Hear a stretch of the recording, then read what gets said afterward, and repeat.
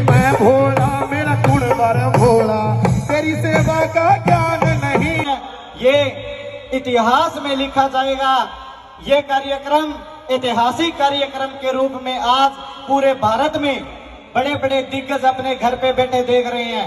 मैं एक बार आप सभी से निवेदन करूंगा, जोरदार तालियों के साथ माननीय मंत्री जी का स्वागत करें। ये यूपी 378008 ये गाड़ी घर पे हटाए रास्ते में है। मंत्री सभी बुद्धिजीवी साथियों को हर्ष चिकारा की तरफ से इनके चरणों में हाथ जोड़कर राम राम। एक आप सभी साथी आज जिस द्वार पे बैठे हो, इनकी कदर का आज के लोगों को एहसास नहीं रहा। मंदिरों के अंदर, संतों के अंदर, साधुओं के अंदर क्या ताकत होती थी, उसको आज के समय में हम लोग भूलते जा रहे हैं। जिस वक्त अंग्रेज हिंदुस्तान में आए, आप लोगों को नहीं पता हो तो याद दिलवा दूं, सबसे पहली जो क्रांति, आप लोग तो क्रांति के नाम पे 1857 की क्रांति को जानते होंगे। उससे भी 100 साल पहले 1757 में जो सबसे पहले हिंदुस्तान को बचाने के लिए क्रांति लड़ी थी, वो हमारे सन्यासियों ने और फकीरों ने लड़ी थी। अंग्रेजों ने जब बंगाल के अंदर कब्जा किया, कब्जे के बाद उन्होंने जो क्रूरता शुरू की, हमारी बहन बेटियों का अपमान करना, गाय का कत्लेआम करना, हमारे धर्म को भ्रष्ट करना, मंदिरों को तोड़ना, मस्जिदों को तोड़ना, उस वक्त 5000 संत इकट्ठे हुए, जिनके अंदर हमारे साधु संतों के साथ मुस्लिम फकीरों ने भी कंधे से कंधा मिलाकर साथ देने की कसम खाई। ये बात है 1770 की। उन 5000 फकीरों ने उन अंग्रेजों को वापिस भागने पर मजबूर कर दिया था। लेकिन हिंदुस्तानियों के अंदर आज तक एक कमी रही है, हम कभी भी अपने इंसान का साथ नहीं देते, उनकी टांग खींचते हैं।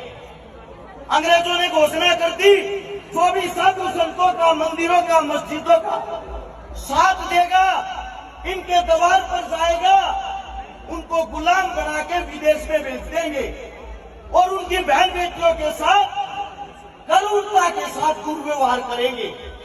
ये बात सुनते हुए आम जनता ने हमारे साधु संतों का साथ छोड़ दिया। साथ छोड़ने के बाद वे 5000 आदमी अपने बंदूकों पर, अपने दम पर उन हत्यारे अंग्रेजों के साथ 30 साल तक लड़ते रहे। 30 साल।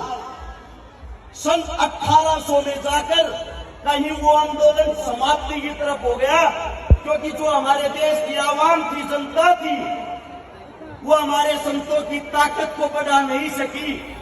उसी का फायदा उठाते हुए उन्हीं अंग्रेजों ने बंगाल के अंदर शराब की पहली दुकान खोली थी 1832 में। पहली दुकान खोल के हमारे हिंदुस्तानियों को फ्री शराब पिलाई जाती थी।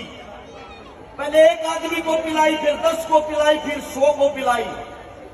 यह चीज देखते देखते उस शराब का टेस्ट आदमियों को ऐसे लगने लग गया, दिन प्रतिदिन उन्होंने अपनी दुकानें बढ़ानी शुरू कर दी। आज अगर आप हिंदुस्तान के अंदर देखोगे, एक भी कोना ऐसा नहीं होगा, एक भी गांव ऐसा नहीं होगा जिसके अंदर ठेका नहीं है। सबको पता है दारू हमारा सर्वनाश करती है। शराबी आदमी सबसे पहले अपने घर को खागा, रुपये खागा, घर धरती जमीन खागा।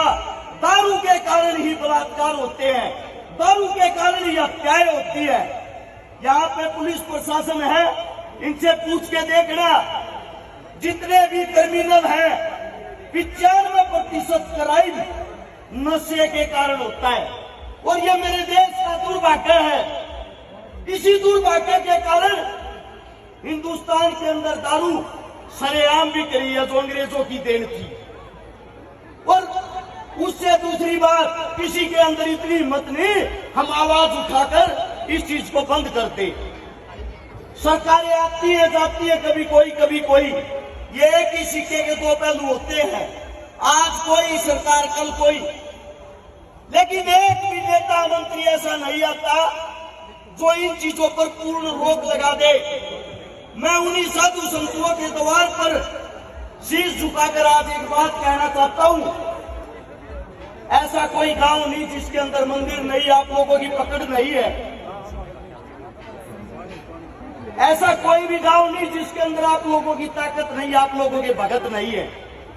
सरकारें तो हमें देख ली, आप लोगों से बहुत ज्यादा उम्मीदें हैं। जितने भी हमारे साधु संत हैं, कोई ऐसी पहल करे जिसके दौरान गांव से ये ठेके, शराब, ये फीम, गांजा, चरस, इन चीजों पर रोक लगाई जाए। जिस दिन इन चीजों पर रोक लगाई जाएगी, मैं गारंटी देता हूं हिंदुस्तान के अंदर अपने आप ही कोई भूखा नहीं रहेगा, क्योंकि लोगों के पास करने के लिए काम हो जाएंगे। और मेरे मुख से कोई गलत शब्द निकला हो, कोई गलत बात निकली हो, हाथ जोड़कर माफी चाहता हूँ, क्षमा चाहता हूँ। आपका बेटा हूँ, आपका बच्चा हूँ, आप लोगों ने इतना बहुत बोलिए